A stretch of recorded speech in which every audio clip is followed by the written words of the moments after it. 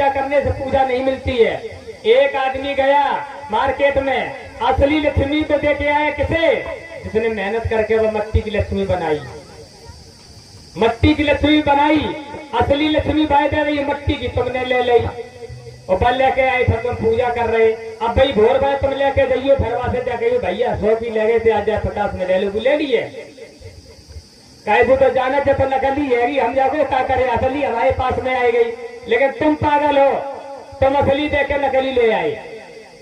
इसलिए कहना है, हाँ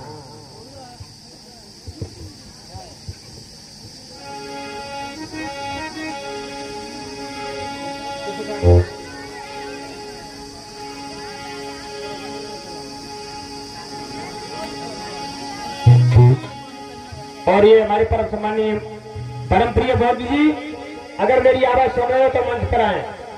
धर्म प्रिय जी के जागो हमारी बहनिया, अरे जागो हमारी बहनिया, रीति छोड़ो पुरनिया,